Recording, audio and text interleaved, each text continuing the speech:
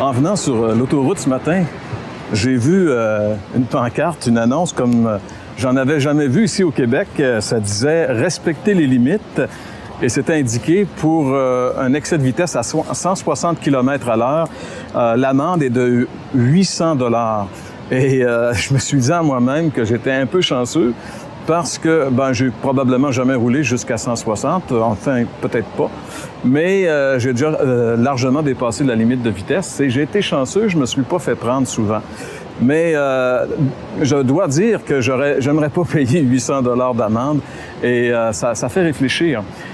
Mais qui d'entre nous, un jour ou l'autre, on n'a pas, justement, comme moi je l'ai fait, quand on est certain qu'il n'y a pas de police, on pèse sur le champignon, puis on va plus vite qu'on devrait aller. Qui de nous, quand on était jeune à l'école, n'a pas triché dans ses examens? Qui de nous n'avons pas parlé dans le dos de quelqu'un?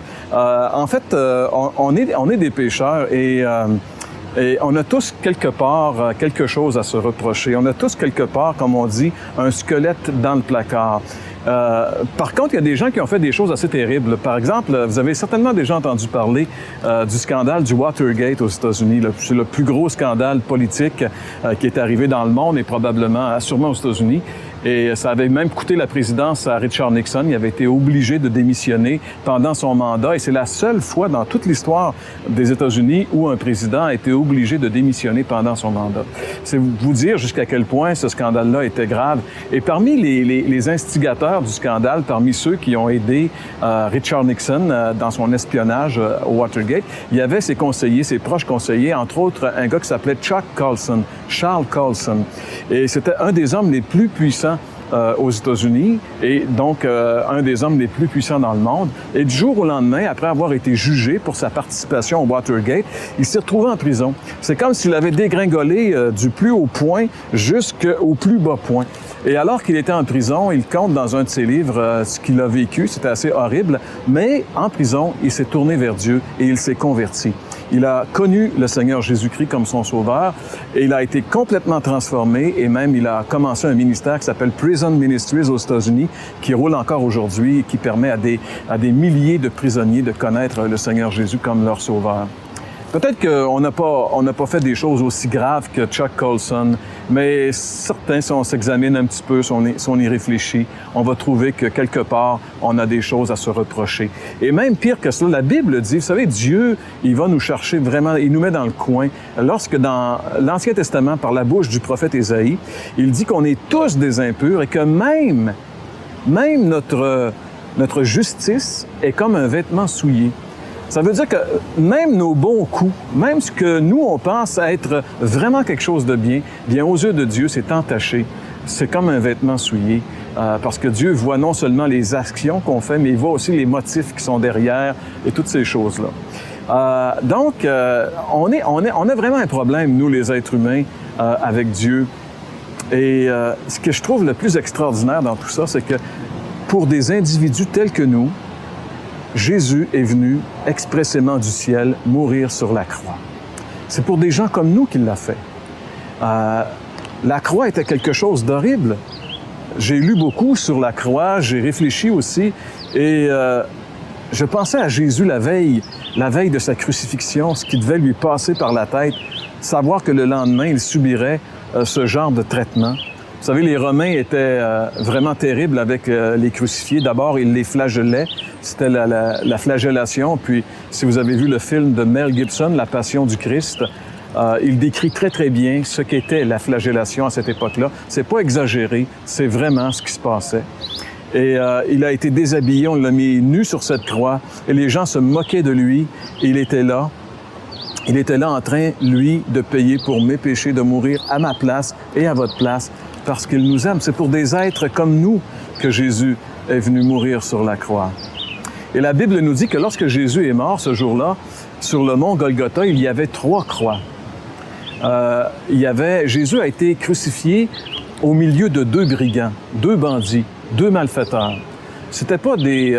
tu sais, aujourd'hui, des fois, on pense...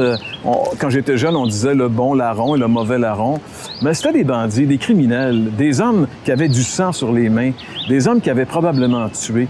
Et puis, Jésus se retrouve au milieu de ces deux-là. Et la Bible, ici, qui est la parole de Dieu, moi, je crois que la Bible est la parole de Dieu. Et même, elle va dans les détails souvent pour qu'on puisse s'imaginer ce qui se passait vraiment. Et on voit qu'il y avait un dialogue. En tout cas, ces gens-là, avant de mourir sur la croix, ils parlaient. Et dans l'Évangile de Luc, chapitre 23, au verset 39, il est dit « L'un des malfaiteurs crucifiés l'injuriait, disant « N'es-tu pas Christ? N'es-tu pas le Christ?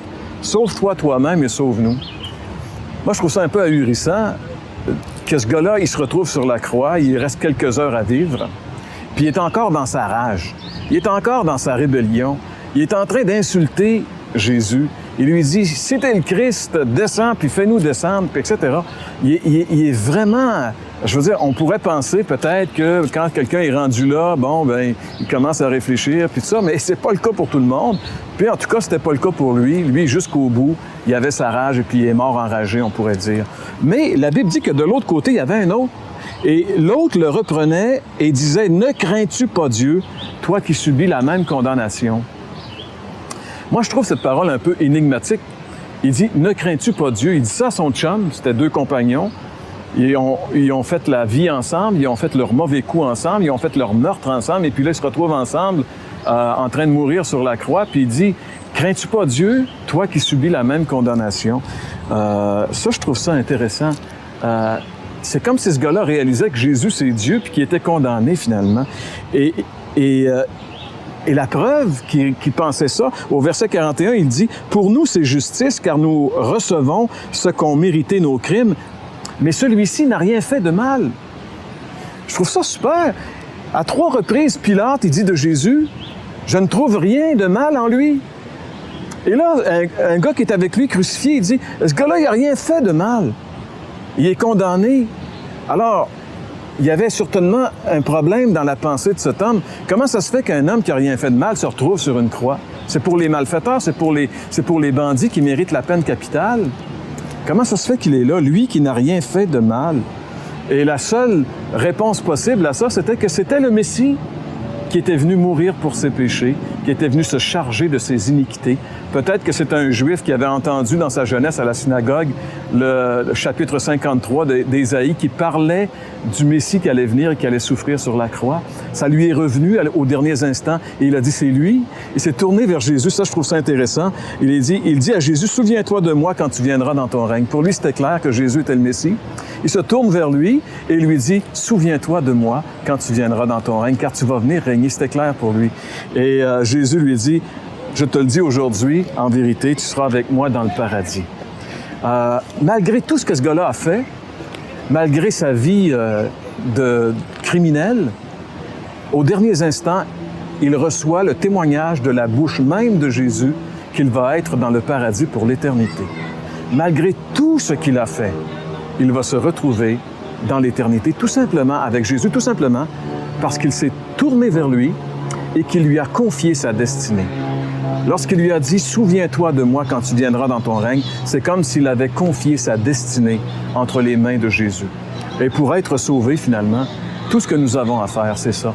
C'est de confier notre vie, de confier notre destinée entre les mains de Jésus. Et là, immédiatement après, il a entendu cette parole merveilleuse. « Aujourd'hui même, tu seras avec moi dans le paradis. » On peut dire de ce malfaiteur qui a été crucifié avec Jésus que s'il a gâché sa vie, en tout cas, il n'a pas raté sa sortie. Il a très bien terminé. Et c'est ça qui est important finalement. Peu importe ce qu'on a fait dans la vie, l'important c'est de bien terminer. Et comme on ne sait pas quand ça va terminer, ce serait le temps dès maintenant de se mettre en règle avec le Seigneur comme cet homme l'a fait. Vous savez, quand Jésus a été crucifié sur le calvaire, il y avait 3 croix. Au centre, il y avait la croix du salut. D'un côté, il y avait la croix de l'incrédulité. Et de l'autre côté, il y avait la croix de la foi. Où en es-tu dans ta relation avec Jésus? Du côté de l'incrédulité ou du côté de la foi? Peut-être que tu es du côté de l'incrédulité, mais que tu aimerais être du côté de la foi. Tu aimerais aussi avoir la certitude d'être avec Dieu, d'être avec le Seigneur pour toute l'éternité, comme il l'a dit à ce bandit. Et tu te demandes, qu'est-ce que j'ai à faire pour ça? Bien, la Bible dit que, premièrement, tu dois reconnaître que tu es un pécheur. Tu ne mérites pas d'aller au ciel. Personne ne le mérite. La Bible dit, on est tous des pécheurs. Tous ont péché et sont privés de la gloire de Dieu. Mais la Bible dit aussi que Dieu aime les pécheurs. Il a quitté le ciel et il est venu ici pour nous sauver.